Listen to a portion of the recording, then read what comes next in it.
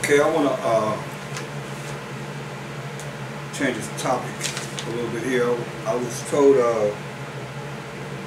pertaining to a woman determining who they're going to be married to, told me to go to Tobit 7 and 1 Samuel 18, 17 to 19. So we must look at this, because I did a whole lesson on this concerning how the father and the husband had jurisdiction over the vows of a woman if she wanted to determine how she wanted to do it. And they determine whether or not she's going to marry whoever she's going to marry, or if the father disannuls the vow of the woman, whatever it is that she vowed, even if she vowed to marry somebody. If the father says no, then it don't happen. If the father says it's okay, it is okay. If the husband says it's okay, it's okay. If the husband says it's not okay, then it's not okay, according to the scriptures. So let's go to Tobit, the 7th chapter, and get some understanding on this. And let's see if the woman has control over the man. It says, first of all, before we go there, let's read in the scriptures.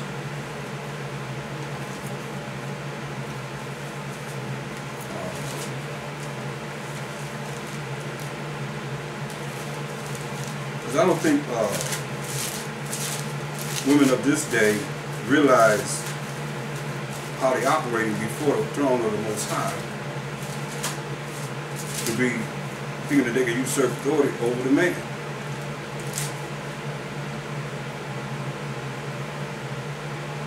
But when we read 1 Timothy 2 and 11, it says, "Let the woman learn in silence with all subjection. But I suffer not a woman to teach." So all you women that's out there trying to teach, you're off. Nor to usurp authority over the man, but to be in silence. For Adam was first formed, then Eve. And Adam was not deceived, but the woman being deceived was in the transgression.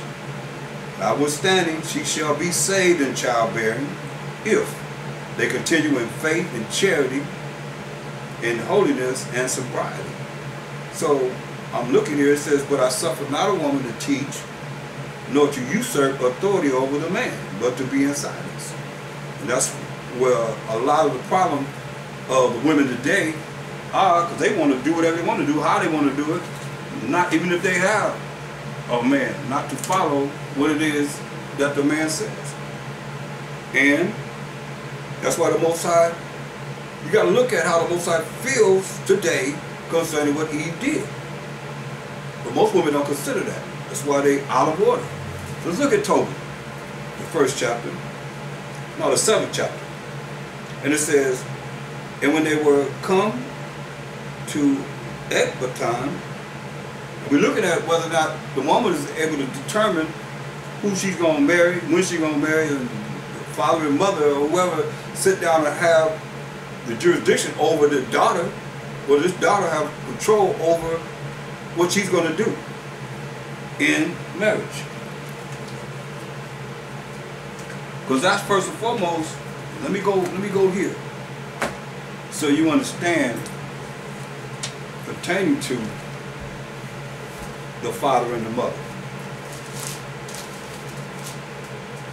But the scriptures say the father has jurisdiction over the woman, and the woman's desire shall be to her husband; he shall rule over her.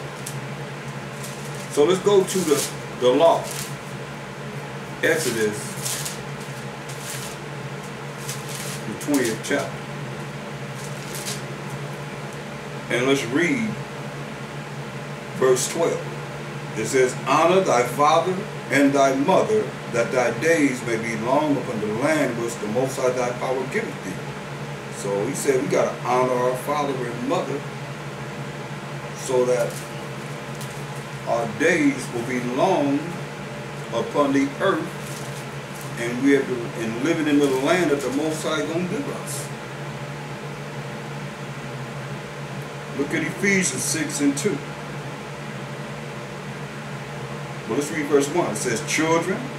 So we're looking at a child being able to determine her own destiny beyond her parents, obey your parents. Bahashama Mashiach Yahushua, for this is right. Honor thy father and mother, which is the first commandment with promise. See? That it may be well with thee, and thou mayest live long on the earth. See? So, let's look at Tobit. It was given me Tobit, the 7th chapter. And let's see. And when they were come to Ebatath, they came to the house of Rachel, and Sarah met them. And after they had saluted one another, she brought them into the house.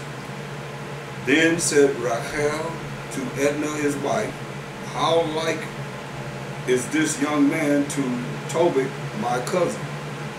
And Rachel asked him, from whence are ye, brethren? To whom they said, we are of the sons of Naphtali, which are captives in Nineveh, or Babylon. Then he said to them, do ye know Tobit, our kinsman? And they said, we know him. Then said he, is he in good health? And they said, he is both alive and in good health.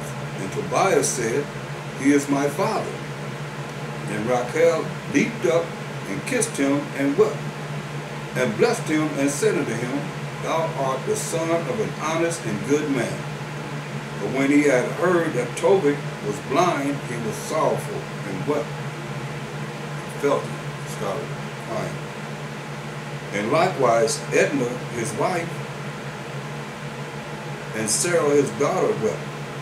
So his wife and his daughter wept, and it seemed their father and husband wept, crying. Moreover, they entertained them cheerfully, and after that they had killed a ram of the flock. They set store of meat on the table. Then said Tobias to Raphael, brother Azarias, speak of those things of which thou didst talk in the way, and let this business be dispatched. So he communicated the matter with Rachel. Rachel said to Tobias, eat and drink and make merry, for it is meet that thou shouldest marry my daughter. Nevertheless, I will declare unto thee the truth. Say it's right for you to marry my daughter. I have given my daughter in marriage to 7 men. I have given my daughter to marriage to 7 men. Read it once again. I have given my daughter in marriage to 7 men. What part that you don't understand? He said, he have given his daughter to marry to 7 men who died that night. They came in unto her. They had sex with her. They died that night. But the point is, he gave his daughter to marry 7 men who died that night. They came in unto her. Nevertheless, for the present, be married. But Tobias said, I will eat nothing here till we agree and swear one to another. Rachel said, then take her from henceforth according to the manner, for thou art her cousin, and she is thine. So they were cousins. So hey, take her, he's telling him, take her from henceforth according to the manner, for thou art her cousin, and she is thine. And the merciful Most High give you good success in all things. So he said, take her. That's a commandment. He's telling her, then take her henceforth according to the manner. For thou art her cousin, and she is thine. And the merciful power give you good success in all things. Then he called his daughter Sarah, and said, and she came to her father, and he took her by the hand, took his daughter by the hand, and gave her to be wife to Tobias, saying, Can it be any more clear? He took his daughter by the hand and gave her to be wife to Tobias, saying, Behold, take her after the law of Moses, and lead her away to thy father, and be blessed. And he blessed them, and called Edna his wife, and took paper, and did write an instrument of covenants, and sealed it. So he wrote, like I say, you got to honor your father and mother. They wrote a instrument of covenant and sealed it. Then they began to eat. After Rachel called his wife Edna, and said unto her sister, Prepare another chamber, and bring her in thither, the wedding chamber. Which when she had done as he had bidden her, following orders, she brought her tithes, and she wept, and she received the tears of her daughter, and said unto her, Be of good comfort, my daughter. The Most High power of heaven and earth give thee joy for thy sorrow. Be of good comfort, my daughter. So, I don't understand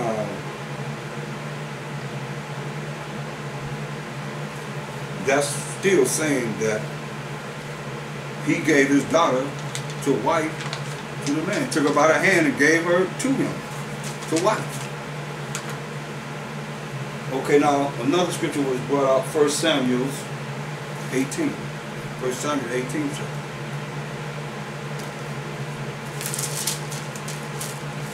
Because the problem is, I believe it's like, women want to do whatever they want to do, how they want to do it, not as it was according to how we operated in the scriptures, but how it is today. And it's not that way. 1 Samuel 18th chapter.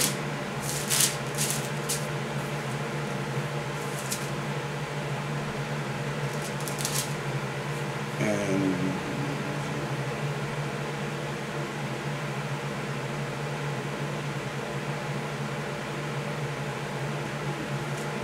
okay, 17 to 19. So we look at verse 17. And Saul, who was the first king of Israel, said to David, Behold, my elder daughter Merab, her will I give thee to wife. So it's already letting you know that he's going to give her to wife. The man had that much power. This is how the law of Moses was. This is how the law that we had as the Israelites was. He's her father. He's telling King David, I'm going to give Merab, my daughter, my eldest daughter, to wife. And Saul said to David, Behold, my elder daughter, Merab, her will I give thee to wife. Only be thou valiant for me. Be valiant for me. And fight the Most High's battles. Go out there and fight the wars for Israel under the power of the Most High. But Saul said, Let not mine hand be upon him, but let the hand of the Philistines be upon him. So don't let my hand be upon him, let the Philistines kill him. And David said unto Saul, Who am I, and what is my life, or my father's family in Israel, that I should be son-in-law to the king? He said, Who am I, that I should be son-in-law to the king? That you going to give me your daughter? I'm going to be the son-in-law to the king? He said, Who am I, and what is my life, or my father's family in Israel, that I should be son-in-law to the king? But it came to pass at the time when Merab, Saul's daughter, should have been given to David, that she was given unto Adriel, the Holothite, to wife. So, is that her choosing to be, that she chose Adriel, the Holothite, to wife? No. It says, but it came to pass at the time when Merab, Saul's daughter, should have been given to David, that she was given, should have been given to David. Who gonna give her to David? Saul.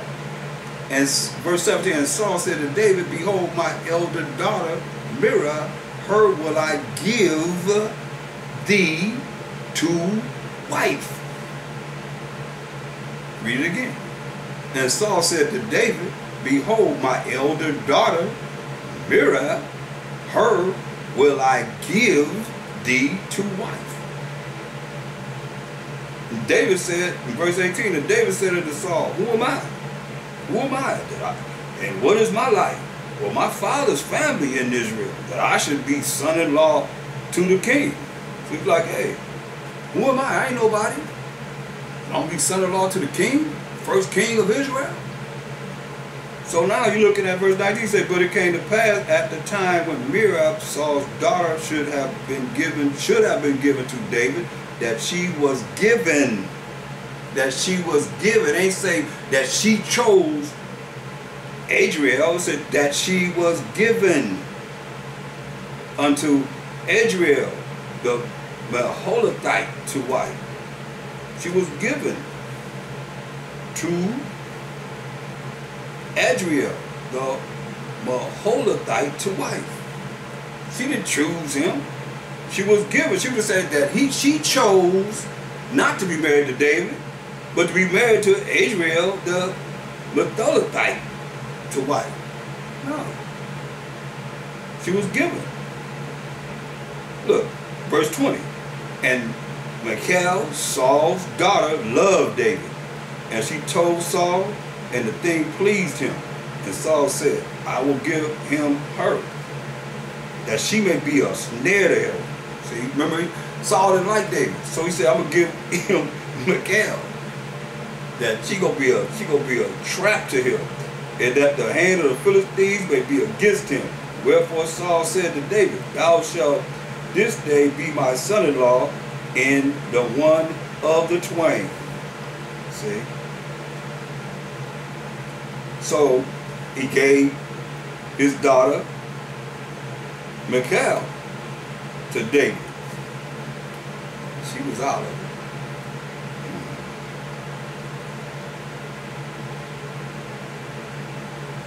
So I just want to bring that out because, you know, reading, you got to read with understanding. And here we see that Saul gave his daughter to Adriel, the Meholathite, to wife, that she was given unto Adriel, the Meholathite, to wife. You can't give something that you don't have that don't belong to you. She belonged to herself. She ain't got to give herself to no one. I'm going to marry him. To be given, if I have something, I have this paper and I give it to you. It came from me to you. That's real simple. That's how it was. And that's how it's going to be. Though it's not that way now. I just want to bring that out. So